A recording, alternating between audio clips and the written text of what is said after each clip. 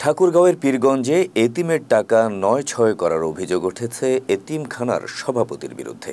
সমাজসেবা অধিদপ্তর থেকে প্রতিদিন ১২ জন এতিমের অর্থ বরাদ্দ থাকলেও বাস্তবে একজনও এতিমের দেখা মেলেনি সেই এতিমখানায়। সেই সাথে আরও অভিযোগ রয়েছে, এতিমখানায় সভাপতি শামসুল হক দীর্ঘদিন ধরে এতিম বাচ্চাদের সাথে অনৈতিক কাজে বাধ্য করার কারণে সেই এতিমখানায় ছাত্রের সংখ্যা শূন্য হয়ে পড়েছে। তাকে সভাপতির পদ থেকে অব্যাহতি দিয়ে প্রশাসনের কাছে বিচারের দাবি তুলেছেন এলাকাবাসী।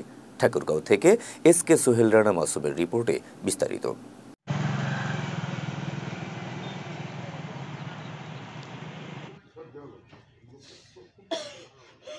ঠাকুরগাঁও জেলার পীরগঞ্জ উপজেলার বৈরচুনা ইউনিয়নের আজলাবাদ হাফিজিয়া এতিমখানা ও লিল্লা বোর্ডিংটি 2010 সালে স্থাপিত হয়। 2022-23 অর্থ বছর থেকে 12 জন এতিমের জন্য সমাজসেবা অধিদপ্তর থেকে ক্যাপিটেশন গ্রান্ট বরাদ্দ পায়। বর্তমান সভাপতি শামসুল হক দীর্ঘদিন ধরে সভাপতির পদ বাকিয়ে নিয়ে পারিবারিক প্রতিষ্ঠান হিসেবে নিজ খেয়াল খুশি মতো পরিচালনা করে আসছেন এতিমখানাটি। কাগজে কলমে এতিমখানাটি পরিচালিত হলেও বাস্তবে ভিন্ন চিত্র উঠে এসেছে। মঙ্গলবার দুপুরে সরেজমিনে গিয়ে দেখা গিয়েছে একজনও এতিম নেই সেই এতিমখানায়।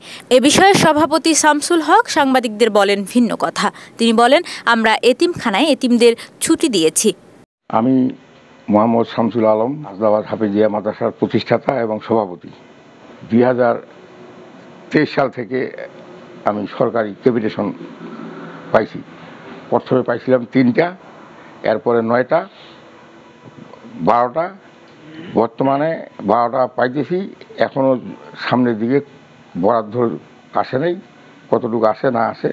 তারা বর্তমানে ছুটিতে আছে। এই যে ডিসেম্বর মাসে পরীক্ষা হওয়ার পর প্রত্যেক মাসে ছুটি হয়। এই এরা জানুয়ারি 1 তারিখে আসবে। সমাজসেবা অফিস সূত্রে জানা গেছে এতিমখানাগুলোতে কোনো রকম ছুটির বিধান নেই। হ্যাঁ, আমি আজলাবাদ এতিমখানা গত নভেম্বর মাসে গেছিলাম, তখন কিন্তু ছেলেপেলে ছিল, তখন কিন্তু কোনো সমস্যা ছিল না। ইদানিং আপনাদের কাছে আজকেই শুনলাম আমি যে সেখানে ছেলেপেলে নাই এবং উনি নাকি বলতেছে বন্ধ হয়ে গেছে, বন্ধ করে দিয়েছি, আপাতত ছুটি দিয়েছি 15 দিনের জন্য। আসলে তো ছুটি দিলেও আমাদেরকে জিজ্ঞেস করে দেওয়ার কথা, এইভাবে দেওয়ার কথা না।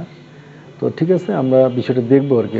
আমি তো 2-1 দিনের মধ্যেই ওখানে যাব, আর যে আমি দেখবো যে তারা আসলে প্রকৃত ঘটনাটা কি, আর আমরা ব্যবস্থা নেব এই বিষয়ে। এলাকাবাসী জানান, সেই এতিমখানার সভাপতি কিছুদিন আগে একটি ছাত্রকে বলাৎকার করেছেন, আবার গোপনে ধামাচাপা দিয়েছেন। এই কারণে সেখানে কোনো ছাত্র থাকতে চায় না। এই সুযোগকে কাজে লাগিয়ে 12 জন এতিমের বরাদ্দকৃত অর্থ নিয়মিতভাবে আত্মসাৎ করেন তিনি। আমাদের দক্ষিণ আদলাবাদী যে মাদ্রাসা আছে এতিমখানা, সেখানে ছাত্র আমি কয়েকদিন আসছিলাম, আমাকে সমাজসেবা থেকে দেখাশোনার জন্য বলছিল। দেখা যায় 10-12 জনের ওখান থেকে ভাতা পায়। আমরা এখানে দেখতেছি আসে মাদ্রাসায় ছেলেও নেই।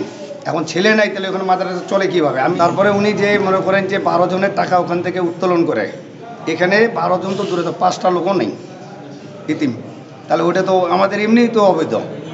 মাদ্রাসাটার ঘটনার বিষয়ে আমি মানুষের মুখে শুনছি যে সে নাকি একটা মাসুম বাচ্চা এবং মাদ্রাসার ছাত্র, তার সাথে মোহাম্মদ শামসুল হক, আমরা ডাকি বিডিআর নামে, সে খারাপ ব্যবহার করছে, এটুকুই জানি। এবং ছেলেটার অসুস্থ ছিল, ছেলেটাকে চিকিৎসা করার জন্য যা 50-60 হাজার টাকা দিচ্ছে। বলাৎকার হওয়া ছাত্রের মা পারুল বেগম জানান, আমাদের কাছে তিনি মাফ চেয়ে নিয়েছেন এবং বিষয়টি মিউচুয়াল করে গিয়েছেন। আমাদের যা যা করণীয় আমরা করেছি। এমন দুর্নীতিগ্রস্ত সভাপতিকে অব্যাহতি দিয়ে নতুন কমিটি করে এতিমখানাটির সুষ্ঠুভাবে পরিচালনার দায়িত্ব দেওয়ার দাবি জানিয়েছেন এলাকাবাসী। আমি ওই যে দক্ষিণ আদলাবাদ হাফিজিয়া এতিমখানা মাদ্রাসার বেশ কয়েকদিন গেলাম ঘুরতে, যাই দেখি ওইখানে কোনো ছাত্র নাই।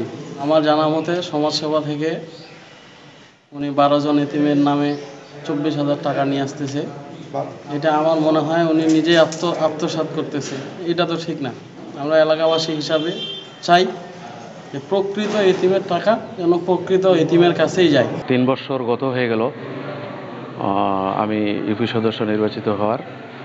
তো এই 3 বছরে আমাকে কোনোদিন তারা কোনো মিটিং সিটিং বা কোনো কিছুতেই ডাকে নাই, বলেও নাই।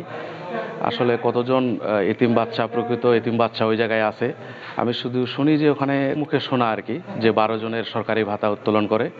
তা আদৌ আজ ওটা প্রকৃত এতিম বাচ্চা কিনা আমি সেটাও জানি না। তবে আমি চাই সরকারি বরাদ্দ যেটা এতিম বাচ্চাদের জন্য দেয় ওটা যেন সুষ্ঠুভাবে বন্টন হয়।